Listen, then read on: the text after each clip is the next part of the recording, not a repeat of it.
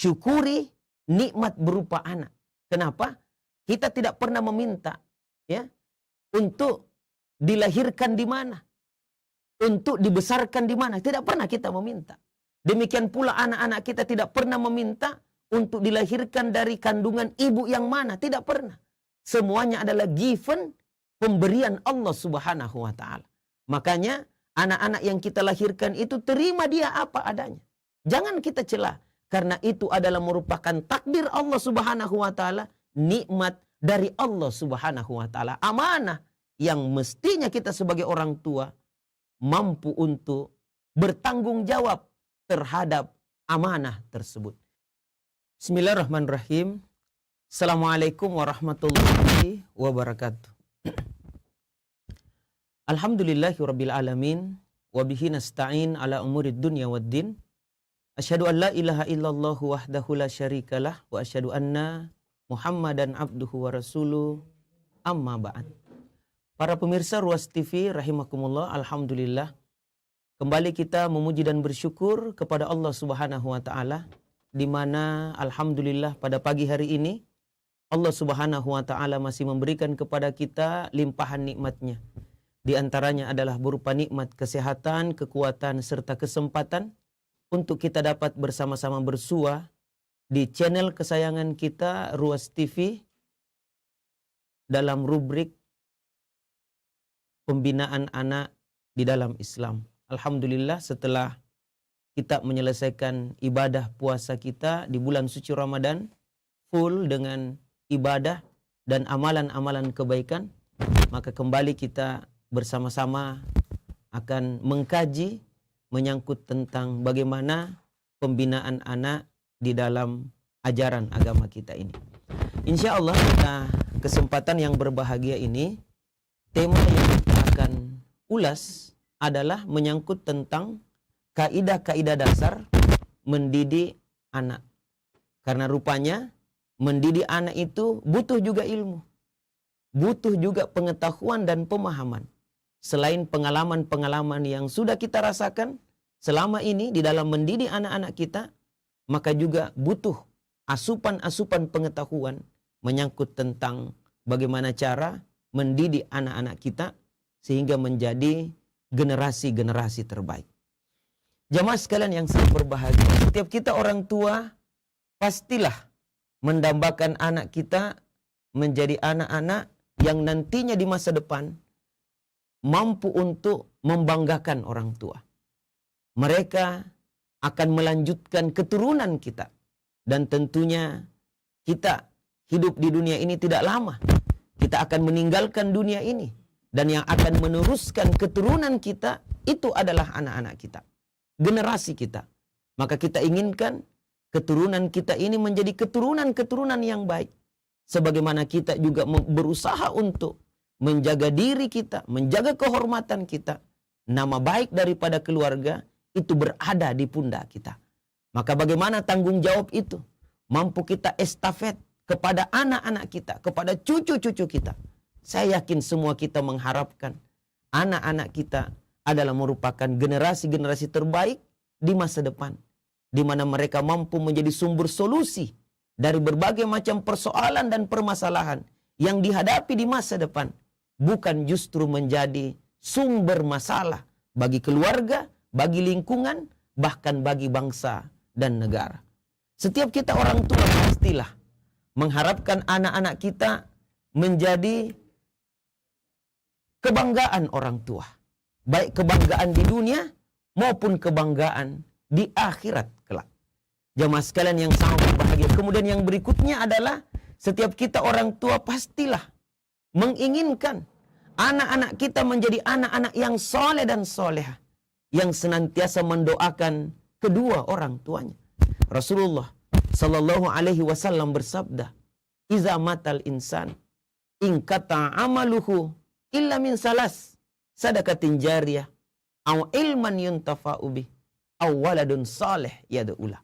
Jika meninggal manusia, maka akan terputuslah amalnya dengan dunia kecuali 3, kata Rasulullah.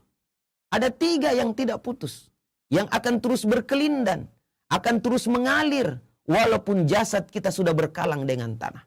Apa 3 hal amalan yang tidak akan pernah putus pahalanya? Yang pertama adalah sedekah jariah. Yang kedua ilmu yang bermanfaat.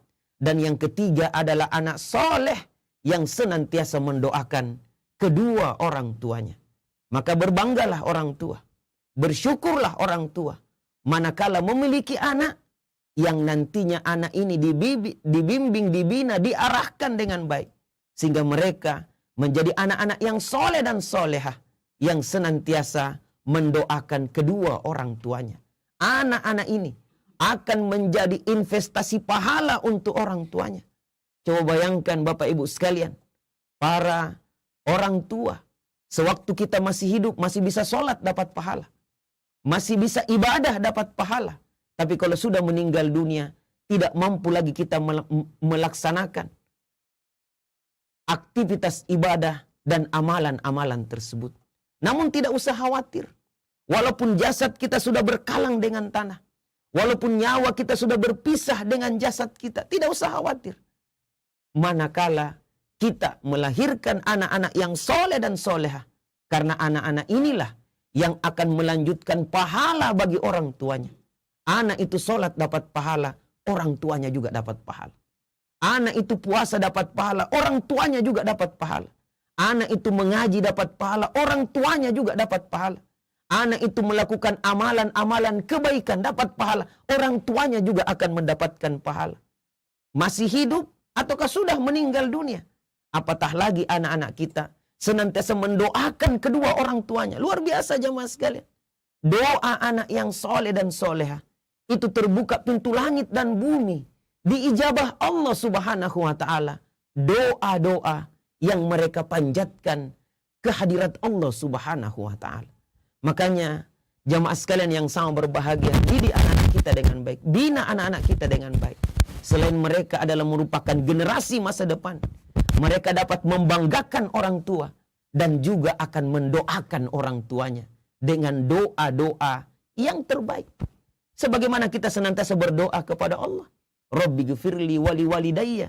Warhamhuma kama rabbayani sagira. Ya Tuhanku, ampunilah dosaku. Ampunilah dosa kedua orang tuaku. Kasihilah mereka. Sebagaimana mereka telah mengasihi aku sewaktu aku masih kecil. Jadi kalau ingin didoakan oleh anaknya, orang tua ingin didoakan oleh anaknya, mari kasihi anak-anak kita. Bimbing, bina, arahkan dia dengan baik. Agar supaya mereka juga nantinya akan mengasihi kita sewaktu kita sudah tua. Jemaah sekalian yang sangat berbahagia, apalagi setiap kita orang tua pasti mendambakan anak-anak kita adalah anak-anak yang taat ibadah kepada Allah subhanahu wa ta'ala. Ketaatan dalam ibadah ini tidak serta-merta muncul begitu saja. Harus ada upaya yang sangat keras, bimbingan yang sangat kuat dari kita sebagai orang tua, agar supaya anak-anak kita taat ibadah kepada Allah subhanahu wa ta'ala. Kita tahu bersama jamaah sekalian, tujuan Allah menciptakan kita adalah untuk ibadah kepadanya. Wa ma khalaqtul jinna wal insa illa liya'budun. Tidaklah aku ciptakan jin dan manusia kecuali untuk beribadah kepada aku, kata Allah subhanahu wa ta'ala. Maka bersyukurlah orang tua manakala anaknya taat ibadah kepada Allah. Kemudian apalagi jamaah sekalian, kita juga mendambakan anak-anak kita rajin menuntut ilmu pengetahuan, mengisi kapasitas nikmat yang Allah berikan berupa otak ini, berupa pemikiran ini, diisi dengan ilmu-ilmu yang bermanfaat. Sebab dengan ilmu yang dia punyai, dengan pemahaman yang dia miliki, maka mereka nantinya akan menjadi pemimpin-pemimpin di masa depan. Para pemirsa Ruas TV rahimakumullah, itulah harapan-harapan kita. Itulah keinginan-keinginan kita sebagai orang tua. Dan tentunya keinginan dan harapan ini tidak serta-merta akan muncul begitu saja. Apa yang kita inginkan, langsung itulah yang terjadi. Penuh dengan proses yang sangat panjang agar supaya anak-anak kita seperti apa yang kita harapkan. Oleh karenanya, para pemirsa Ruas TV rahimakumullah, di sini kami akan menyebutkan beberapa kaidah-kaidah penting dalam pembinaan anak-anak kita, dalam mendidik anak-anak kita, agar supaya seperti apa yang kita harapkan tersebut. Apa itu jamaah sekalian? Di sini kami akan menyebutkan ada 8 kaidah-kaidah penting di dalam mendidik anak-anak kita. Dan kaidah-kaidah ini kalau kita mampu untuk mengamalkan dengan baik, kaidah-kaidah tersebut, mengimplementasikannya dalam kehidupan sehari-hari, dalam wujud membina anak-anak kita sesuai dengan kaidah-kaidah yang dituntunkan oleh Allah Subhanahu wa taala dan Rasulnya, insya Allah apa yang kita harapkan tersebut insya Allah akan terwujud. Apa itu jamaah sekalian? Pelan-pelan kita akan sebutkan. Kaidah yang pertama adalah jadilah teladan yang baik. Ini kaidah yang pertama. Kenapa teladan ini penting? Sebab setiap anak yang terlahir di atas permukaan bumi ini, mereka dalam posisi fitrah, seperti kertas putih yang belum ada coretannya. Seperti kertas putih yang belum ada huruf-huruf yang tertulis di atasnya. Seperti begitulah anak-anak kita. Rasulullah SAW bersabda, kullu mauludin yuladu alal fitrah. Setiap anak itu dilahirkan dalam keadaan fitrah, dalam keadaan suci bersih. Fa'abawahu, orang tuanya lah yang menjadikan anak itu menjadi Yahudi, Majusi, atau Nasrani. Dalam ayat Al-Quran Allah Subhanahu wa ta'ala berfirman, wallahu min butuni ummahatikum la ta'lamuna syai'a wa ja'ala sam'a wal absara wal af'idah la'allakum tashkurun. Dialah Allah Subhanahu wa ta'ala yang telah mengeluarkan masing-masing kita daripada perut ibu kita dengan tidak mengerti apa-apa, tidak tahu apa-apa. Kemudian Allah memberikan pendengaran, penglihatan dan hati. Mudah-mudahan kita termasuk orang-orang yang bersyukur. Hadis yang kami bacakan tadi, ayat yang kita sebutkan tadi adalah merupakan dalil penting bahwasanya setiap anak yang lahir di atas permukaan bumi ini, mereka dalam posisi tidak tahu apa-apa. Ibaratnya seperti kertas putih yang belum ada torehan tulisan satupun di atasnya. Maka di sini dibutuhkan orang tua yang baik, orang tua yang amanah, orang tua yang bertanggung jawab, yang mampu membimbing anak-anaknya itu dengan baik, dengan keteladanan. Ibaratnya, saya sering sebutkan, ibaratnya anak-anak pada saat baru lahir, itu seperti komputer yang baru, yang kapasitasnya besar, namun belum ada isi di dalamnya. Belum ada file-file di dalamnya. File, folder apa, belum ada di dalamnya, jamaah sekalian. Makanya anak-anak ini, dengan nikmat yang Allah berikan kepadanya, berupa pendengaran, penglihatan dan hati, itu adalah merupakan media untuk mendapatkan yang namanya ilmu, untuk mendapatkan yang namanya pengetahuan. Anak-anak mudah sekali belajar dari apa yang dia dengarkan. Anak-anak mudah sekali meniru dari apa-apa yang dia lihat. Dan anak-anak mampu untuk membedakan antara yang baik dan yang buruk lewat apa-apa yang mereka rasakan. Maka disinilah dibutuhkan keteladanan yang baik dari lingkungan yang ada di sekitarnya.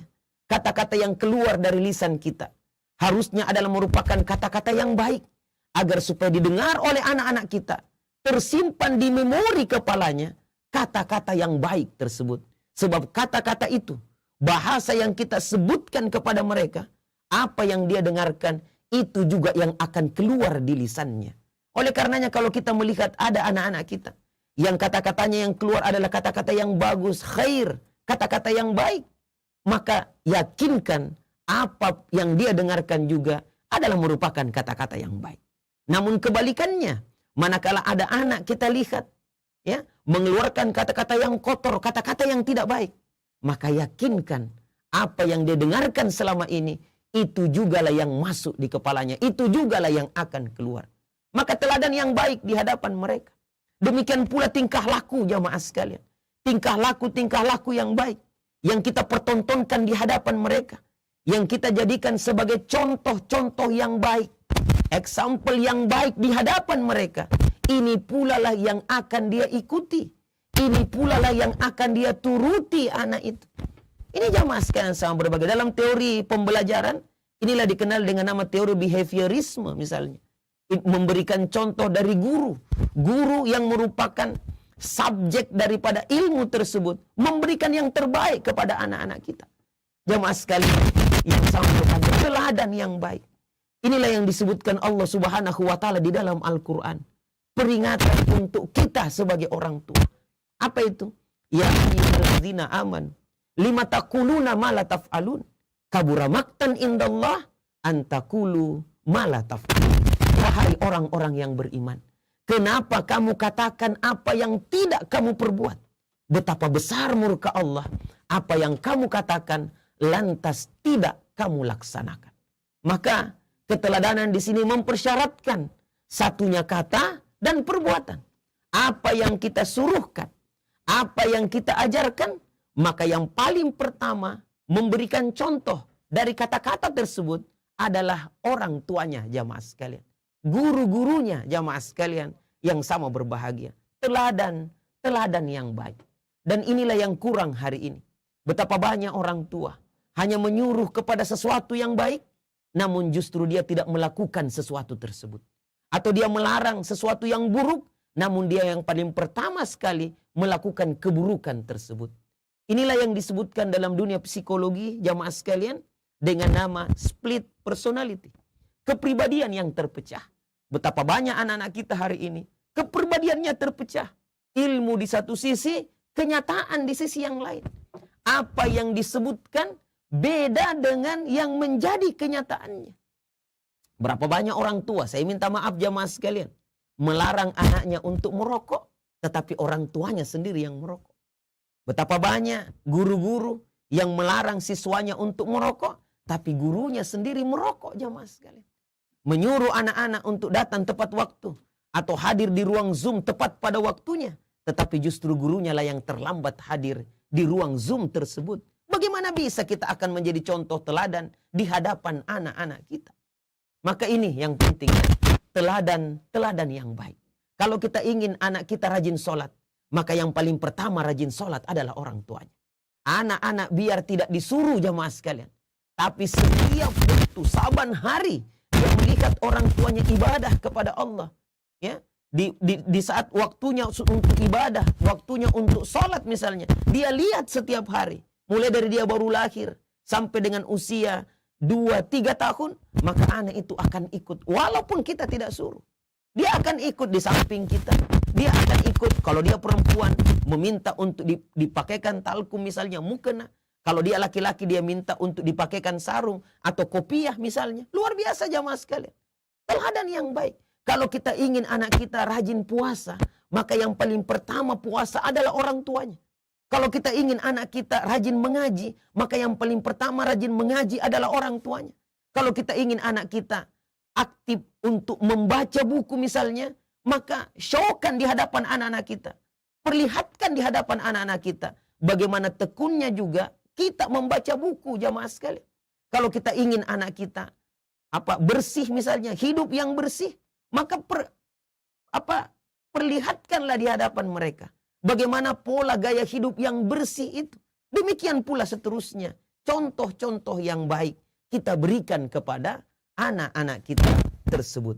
Ini kaidah yang pertama. Yang sangat penting untuk kita perhatikan jamaah sekalian. Rasulullah itu kenapa dicintai oleh para sahabat beliau? Bahkan lawan maupun kawan sangat segan kepada beliau. Karena apa yang beliau sebutkan, itu pula lah yang beliau laksanakan. Jamaah sekalian yang sangat berbahagia, kita rindu orang tua yang seperti ini. Yang memberikan teladan-teladan yang baik untuk anak-anaknya, untuk generasi mereka. Ini kaidah yang pertama. Kaidah yang kedua adalah selalu memberinya bimbingan. Jadi jangan kita bosan untuk memberikan bimbingan kepada anak-anak kita. Memberikan pelajaran-pelajaran berharga untuk anak-anak kita. Luqman mengajarkan kepada kita bagaimana Luqman membimbing anak-anaknya, ya, dan tidak pernah bosan, tidak pernah payah dalam membimbing anak-anaknya. Karena demikianlah anak-anak kita butuh bimbingan dan memang berat. Yang namanya kebaikan itu harus selalu kita ulang-ulang. Harus selalu kita ulang-ulang. Tapi kalau kita sudah ulang-ulang dan memberikan contoh yang baik kepadanya, maka bimbingan kita itu akan menguat di pikiran anak kita. dan akan terinternalisasi dalam diri anak tersebut dan dia wujudkan dalam pola kehidupan yang baik. Inilah hebatnya pengulangan-pengulangan dalam pembimbingan. Beda dengan keburukan. Keburukan itu jamaah sekalian, itu baru satu kali anak melihat, langsung dia contoh. Makanya kita kadang heran, kok bisa ya? Setengah mati kita mengulang-ulang kebaikan-kebaikan. Kasih bersih nak kamarmu nak. Bangun tepat waktu nak. Kalau azan bangun nak. Ibadah kepada Allah. Kita ulang-ulang. Tetapi kenapa anak-anak justru seakan-akan tidak ada telinganya? Seakan-akan tuli telinganya. Bahkan kita ulang-ulang. Bahkan terkadang ada orang tua mengatakan, sudah bosan minat saya ulang-ulangi ini. Andaikan ini kaset mungkin sudah tak kalu-kalu mimpitannya barangkali ini disebabkan karena berulang-ulang disampaikan kepada kamu dan tidak ada sama sekali kau dengarkan. Memang begitu payah jamaah sekalian. Itulah ujian dari Allah Subhanahu wa taala. Ya. Tetapi yang namanya keburukan, biar kita tidak ajar, baru saja dia lihat, langsung dia mencontoh. Ya. Ini jamaah sekalian, itulah kondisi anak-anak kita secara psikologi itu dibenarkan. Tetapi ingat, kebaikan-kebaikan yang berulang-ulang itu tanpa bosan kita ulang-ulangi kepadanya, itu sulit sekali akan hilang kalau dia sudah terinternalisasi dalam kehidupan anak-anak kita. Sulit sekali hilang. Ya, bahkan dia akan ingat terus itu. Beda dengan keburukan. Keburukan itu gampang dia contoh, tetapi gampang juga dia tinggalkan keburukan tersebut. Nah, inilah yang disebut dengan nama hijrah itu. Teman-teman yang bergelimang dengan kemaksiatan, dosa, berpuluh-puluh tahun, tiba-tiba dia bertobat kepada Allah dan dia berhijrah meninggalkan perbuatan yang buruk kepada perbuatan yang baik, seakan-akan dia lupakan semuanya itu. Inilah hebatnya jamaah sekalian, yang namanya mengulang-ulang kebaikan. Maka selalulah memberikan bimbingan-bimbingan kepada mereka, bimbingan-bimbingan kebaikan kepada mereka, dan dimanapun ada kesempatan berikanlah bimbingan. Di sini jamaah sekalian, ada 3 kondisi ya yang terkadang kita lewatkan. Di saat makan misalnya. Ini adalah merupakan kesempatan membimbing anak-anak kita. Di saat makan. Katup ianya terbuka karena anak-anak senang dalam posisi makan. Itulah kenapa sampai Rasulullah sampai kepada ada anak makan di samping beliau tetap mengajarkan kebaikan. Dia tidak membiarkan saja begitu momen yang berharga itu lewat begitu saja. Apa kata Rasulullah setelah melihat anak yang di samping beliau makan dan tangannya itu gerayangan kemana-mana, beliau tangkap tangannya dan mengatakan, ya gulam, wahai ananda, kalau makan nak, baca basmalah. Kul biyaminik, makan dengan tangan kananmu nak, dan ambil yang paling dekat dengan kamu. Pelajaran dari kecil ini diajarkan oleh Rasulullah, diingat sampai anak ini dewasa. Diingat sampai anak ini dewasa. Bayangkan, berakar betul itu. Kenapa? Karena anak dalam posisi senang. Dalam posisi senang, karena makan, itu katupianya terbuka, sehingga pelajaran yang kita sampaikan kepadanya, itu akan masuk di benaknya. Dan dia akan ingat terus, dan dia akan mempraktekkannya. Ini jamaah sekalian. Banyak di kalangan orang tua justru pada saat anaknya makan, waduh. Dia katakan, makan kau nak. Ya, supaya kau gendut, gitu ya. Kurus sekali kau ini. Pas anaknya sudah ambil makanan, banyak sekali, balalana ini lagi. Jadi anak-anak merasa tertekan jamaah sekalian. Ya. Sudah diambil lagi makanan, makan kok. Jangan sampai kok begitu. Jadi seakan-akan diancam anak itu. Na'udzubillahi min zalik. Padahal disinilah kesempatan kita untuk memberikan pelajaran yang terbaik. Apalagi jamaah sekalian, saat dalam perjalanan. Ya, di saat perjalanan, rekreasi, atau mengantar anak ke sekolah misalnya, atau mengantar anak ke tempat-tempat. Anak-anak senang di atas kendaraan. Rasulullah mengajari para sahabat-sahabat muda ini, itu di perjalanan, di kendaraan, di onta, di atas onta jamaah sekalian. Sambil beliau menuntun ontanya, di belakangnya ada anak atau di depannya ada anak, beliau mengedukasi anak tersebut. Luar biasa. Apalagi jamaah sekalian, di saat anak itu, ya, suatu ketika Rasulullah, ada anak Yahudi itu sakit, ya, sakit. Itu Rasulullah datang ke tempat itu, ke rumah itu, dan menyuruh, membimbing anak itu untuk masuk Islam. Maka anak Yahudi ini menatap wajah daripada ayahnya. dan ayahnya mengatakan ikuti apa yang diinginkan oleh Abul Qasim ini atau Rasulullah Muhammad SAW. Akhirnya anak itu pun mengucapkan kalimat syahadat. Luar biasa dengan bimbingan jamaah sekalian. Padahal selama ini belum beliau sampaikan, di saat sakit baru beliau tuntun anak tersebut untuk menuju jalan Allah Subhanahu wa taala. Jamaah sekalian yang sama berbahagia, di saat sakit inilah kesempatan untuk kita mengedukasi anak kita. Itu nak, kondisinya sakit nak. Kenapa sampai kita sakit nak? Karena begini-begini. Kita sampaikan, kita edukasi. Jangan justru kita menghardik anak kita. Begitu memang kalau orang tidak ada telinganya. Makanya seperti begitu. Ya Allah ya Rabbi. Dia butuh dorongan, dia butuh sokongan, dia butuh dukungan, dia butuh support, motivasi. Bukan justru disalah-salahkan anak dalam kondisi sakit. Maka ini yang kita perhatikan. Saat dalam perjalanan dan di saat sakit. Kesempatan untuk mereka terbuka pintu hati dan pemikirannya. Untuk mendapatkan kebaikan-kebaikan. Bimbingan-bimbingan yang terbaik dari kita. Jamaah sekalian yang sama berbahagia. Itu yang kedua ya. Selalu memberikan bimbingan. Kemudian yang ketiga. Kaidah yang ketiga adalah bersikap adil dan sama terhadap anak-anak kita. Di sini yang penting. Apalagi kalau anak kita ya lebih daripada satu. Ya, anak itu pencemburu ya. Jangankan anak kita, istri kita saja pencemburu, ya. Jangankan cemburu dengan perempuan lain, dengan ayam pun dia cemburu, ya. Ya, baru bangun pagi, suaminya langsung kasih makan ayam, istrinya di samping mengatakan, "Itu mie ayam dipegang terus." Dielus-elus terus, kita ada di sini tidak pernah diperhatikan. Jadi jangankan dengan perempuan lain, dengan ayam saja dia cemburu. Apalagi anak-anak kita. Anak-anak kita itu punya perasaan. Saya kan anaknya bapak, saya kan anaknya ibu. Kenapa dia diberikan berlebih daripada saya? Dan hati-hati kalau anak-anak sakit hatinya disebabkan karena ketidakadilan kita. Tahukah kita jamaah sekalian, kisah Nabi Yusuf alaihissalam bersama dengan saudaranya yang 10 itu. Ya, bersama dengan saudaranya yang banyak itu, di mana saudara-saudaranya ini iri, dengki terhadap Nabi Yusuf. Yusuf adiknya, ya, dengan Bunyamin, adiknya itu. Kenapa dia iri? Disebabkan karena perlakuan Nabi Yakub menurut mereka ini jauh lebih berlebih daripada mereka yang tua, yang sudah besar ini. Itu sehingga mereka itu dengki, iri kepada Yusuf. Akhirnya apa yang terjadi? Yang dia lakukan oleh saudara-saudaranya ini adalah agar supaya kasih sayang, cinta itu berpulang kepada mereka, caranya adalah singkirkan Yusuf. Karena ini sebagai sumber masalah pertama, kenapa sampai orang tua tidak senang kepada kita. Itu yang dia lakukan. Maka disingkirkanlah, dia berbohong kepada ayahnya Nabi Yakub. Mengatakan saya akan pergi bermain-main, kami akan jaga 10 orang. Masa tidak bisa dijaga? Ditahan dengan kuat, jangan nak. Tetapi mereka juga punya argumen yang kuat. Akhirnya dilepaslah Yusuf bersama dengan saudara-saudaranya. Apa yang terjadi? Yusuf pun dibuang masuk ke dalam sumur.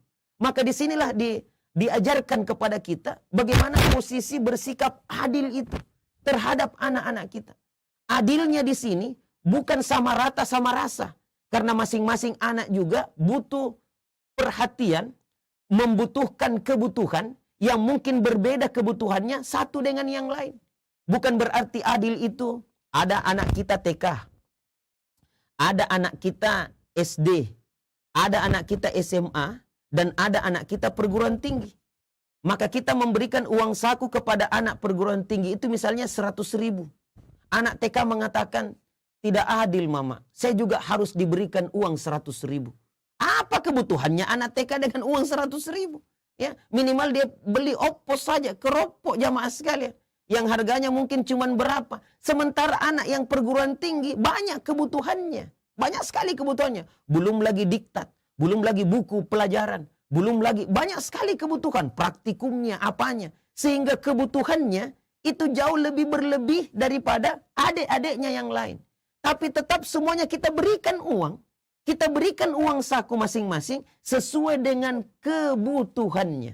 Kalaupun ada yang mengatakan, kok tidak jujur? Kita sampaikan bahwa kamu nak kebutuhanmu hanya sampai di sini. Sementara kakakmu jauh lebih berlebih. Makanya diutamakan ini. Nanti juga insya Allah kalau kau sampai kepada perguruan tinggi, kamu juga akan diberikan mungkin jauh lebih berlebih daripada kakak-kakakmu ini. Ini jamaah sekalian sama berbagi. Jadi sama-sama kita beri, tapi beda-beda. Ya. Sama misalnya kalau mau lebaran misalnya, kita memberikan mereka baju baru misalnya, sepatu baru. Masa nomornya sama semuanya dengan prinsip keadilan? Kan tidak mungkin. Ya. Kakak yang paling tua, yang nomor sepatunya 40, masa disamakan juga dibelikan nomor sepatu 40 untuk anak usia TK. Itu kan kelonggaran, bukan lagi kelonggaran, tenggelam jamaah sekalian. Maka dibelikanlah dia sesuai dengan kebutuhannya, sesuai dengan ukuran kakinya. Disitulah letak daripada keadilan. Masing-masing kita memberi, tapi boleh jadi volumenya berbeda sesuai dengan kondisi masing-masing. Inilah yang perlu untuk kita waspada dan perlu untuk perhatikan dengan baik. Apakah sudah kita adil terhadap anak-anak kita? Suatu ketika jamaah sekalian, Rasulullah menegur ada seseorang, ya, di mana sementara duduk bersama dengan Rasulullah, tiba-tiba datang anak laki-lakinya. Anak laki-laki ini datang, kemudian sang orang tua bapak ini langsung mencium kening anak tersebut dan kemudian mendudukkan anak laki-lakinya di atas pangkuannya. Sementara bercerita, tiba-tiba datang anak perempuannya yang kedua, datang. Langsung saja didudukkan di sampingnya. Rasulullah mengatakan, ini tidak adil. Berikanlah keadilan kepada anak-anakmu. Kalau anak laki-laki engkau kecup keningnya, lantas engkau dudukkan di atas pangkuanmu, maka demikian pula anakmu yang satu itu yang perempuan. Harusnya kamu juga melakukan yang sama kepadanya. Itu sebagai keadilan kepada anak-anak kita. Ini jamaah sekalian yang sama berbahagia. Jangan kita tumbuhkan benih-benih kedengkian dalam diri, hati anak-anak kita. Disebabkan karena ketidakadilan yang kita lakukan kepada mereka. Bersifat adil dan sama terhadap anak-anak kita. Apalagi jamaah sekalian, yang berikutnya adalah memenuhi hak anak. Begitu banyak hak-hak anak yang patut untuk kita penuhi. Ya, bukan hanya sandang, pangan, papan, tetapi juga hak anak adalah mendapatkan pendidikan. Ya, termasuk bagaimana aktualisasi diri. Jadi kalau anak-anak kita misalnya, dan itu haknya loh. Kalau anak-anak kita misalnya, alhamdulillah, kita masukkan ke pondok. Kemudian alhamdulillah dia sudah mampu untuk menghafal Al-Quran. Ya, beberapa juz dia hafal, alhamdulillah.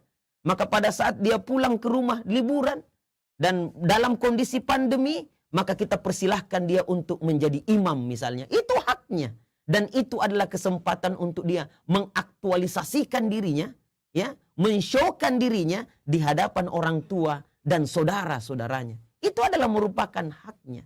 Jadi berikanlah hak sesuai dengan posisi masing-masing. Kemudian yang berikutnya jamaah sekalian adalah bagaimana kita senantiasa mendoakan anak-anak kita. Jadi doakan anak-anak kita. Inti daripada parenting sebenarnya adalah doa kepada Allah Subhanahu wa taala. Anak-anak kita adalah merupakan ciptaan Allah. Allah tahu tentang urusan anak-anak kita. Maka sekuat-kuatnya kita mendidik, membimbing mereka, maka tidak ada jalan lain kecuali kembalikan semuanya kepada Allah Subhanahu wa taala. Jangankan kita jamaah sekalian, sampai Nabi sekalipun berdoa kepada Allah Subhanahu wa taala. Belum lahir saja anaknya berdoa, Rabbi habli minas solihin. Berikanlah aku ya Allah keturunan yang soleh. Lahir pun di atas permukaan bumi ini, dibimbing, dibina dengan baik, tetapi juga ditambahkan doa kepada Allah. Nabiullah Ibrahim alaihissalam berdoa kepada Allah, Rabbi ja'alni muqimas shalah wa min zurriyati, Rabbana wa taqabbal du'a. Ya Tuhanku, jadikanlah aku beserta anak cucuku orang-orang yang senantiasa mengerjakan sholat, mendirikan sholat. Ini jamaah sekalian yang sama berbahagia. Berdoa kepada Allah. Selain kita berusaha memberikan contoh, pengajaran yang baik, juga berdoa kepada Allah agar supaya anak-anak kita taat ibadah kepada Allah Subhanahu wa taala. Inilah yang kita lakukan jamaah sekalian. Jangan kita abai terhadap doa ini. Doa ini adalah merupakan senjata kaum mukminin sebenarnya. Berdoa kepada Allah itu pertanda bahwasanya kita ini manusia yang lemah. Sangat butuh Allah Subhanahu wa taala untuk memberikan yang terbaik kepada kita dan juga kepada anak-anak kita. Berdoa, mendoakan anak-anak kita. Kemudian apalagi jamaah sekalian? Yang berikutnya adalah membantu anak berbuat baik dan patuh. Jadi bantulah anak-anak kita, tolonglah anak-anak kita. Karena kebaikan yang anak-anak lakukan itu, maka itu juga akan berpulang kepada kita. Rasulullah itu kalau melihat ada anak-anak yang berkelahi, beliau langsung melerai antara satu dengan yang lain. Bantulah. Jangan seperti orang tua hari ini atau anak-anak muda. Pas dilihat ada anak berkelahi, ya baku sikat. Ini enak ini ya, gratis. Bahkan sengaja disorting jamaah sekalian. Sengaja di kamera itu disorting. Kemudian setelah itu diupload masuk ke Facebook atau masuk ke media-media sosial yang lain. Lantas menjadi viral. Nah, yang disalahkan bukan justru yang berkelahi itu. Yang disalahkan adalah kenapa Anda upload? Inilah zaman media sosial. Bukan dilerai, tetapi disorting. Nauzubillahi min zalik. Menjadi reporter dadakan jamaah sekalian. Sengaja memviralkan sesuatu. Ini tidak demikian. Bantu anak untuk berbuat baik. Kalau ada anak misalnya melakukan kesalahan, tegurlah dia. Tegurlah dia. Ini dikenal dengan nama amar ma'ruf nahi mungkar. Luqman mengajarkan kepada anaknya, ya bunayya aqimis shalah wa'mur bil ma'ruf wanha 'anil munkar wasbir 'ala ma asabak. Wahai anakku, tunaikan salat.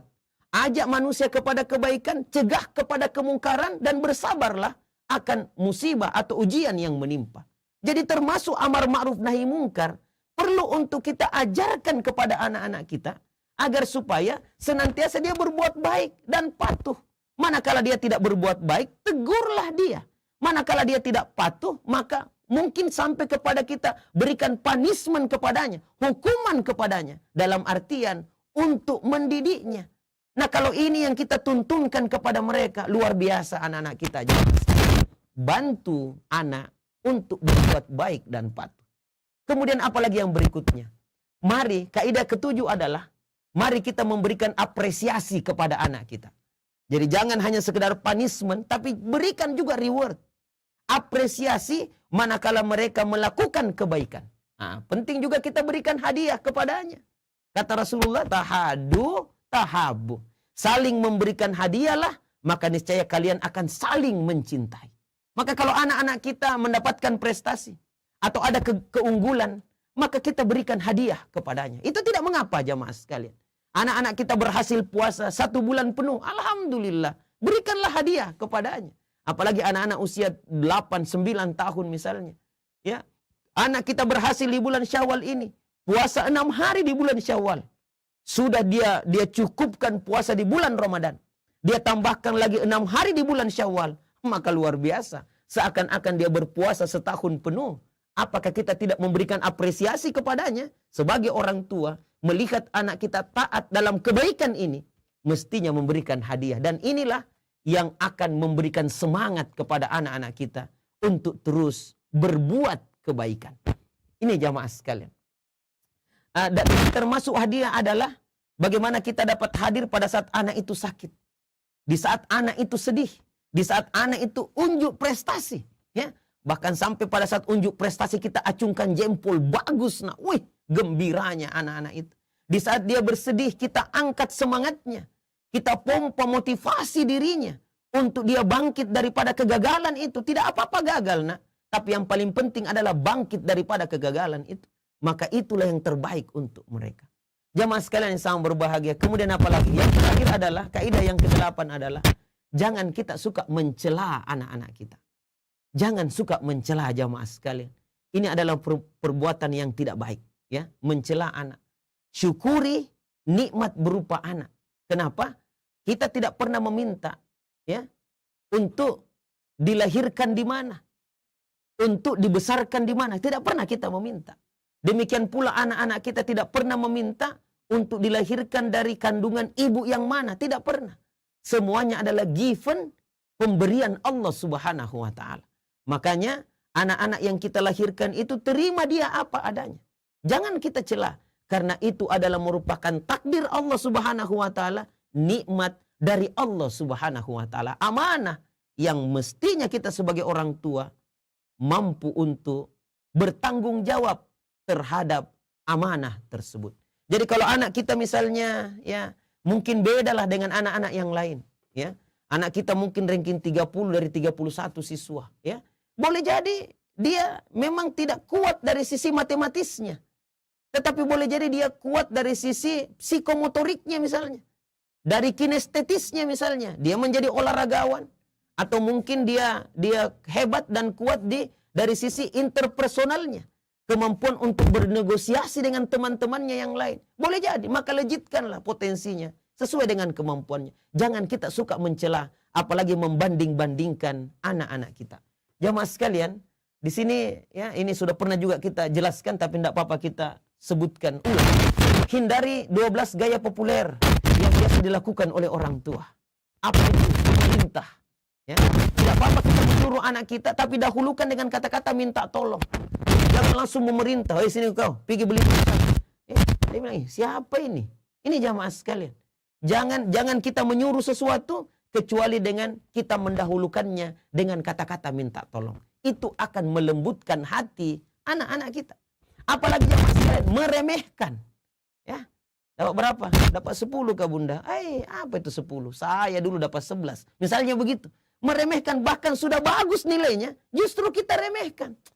Biasa aja itu. Ya. Padahal itu kesempatan untuk kita memujinya. Supaya dia bersemangat, jamaah sekalian. Meremehkan. Apalagi membanding-bandingkan. Ya. Atau mencap atau melabeling anak-anak kita. Minta maaf, si bodoh, si tolol misalnya. Si inilah, si itulah. Mencap atau melabeling anak-anak kita. Apalagi mengancam, menyindir, menyalahkan, dan yang paling parah sampai kepada membohongi anak-anak kita. Nauzubillah min zalik. Mendikte, mengkritik, menghibur dengan tujuan hanya untuk membohonginya. Anak, kalau kau berhasil puasa, nak, sepeda kamu dapat. Pas anak berhasil puasa, tapi cuman prank, nak, ya, prank. Nauzubillah min zalik. Bagaimana sudah berhasil, kok cuman prank? Nak, cuma konten saja, nak, konten. Nauzubillah min zalik. Atau membahas ulang kesalahan anak di masa-masa yang lampau. Inilah hal-hal yang perlu untuk kita hindarkan sebenarnya, agar supaya anak kita dapat tumbuh kembang dengan baik. Jamaah sekalian yang sangat berbahagia, 8 kaidah sudah kita sebutkan. Kaidah di dalam mendidik anak-anak kita, agar supaya mereka bisa menjadi generasi terbaik. Agar supaya mereka bisa menjadi kebanggaan orang tua. Agar supaya anak-anak kita bisa menjadi investasi ibadah pahala di sisi Allah Subhanahu wa taala untuk kedua orang tuanya. Maka ini sudah kita sebutkan, tinggal bagaimana kita memahaminya dengan baik dan mengamalkannya dalam mendidik anak-anak kita.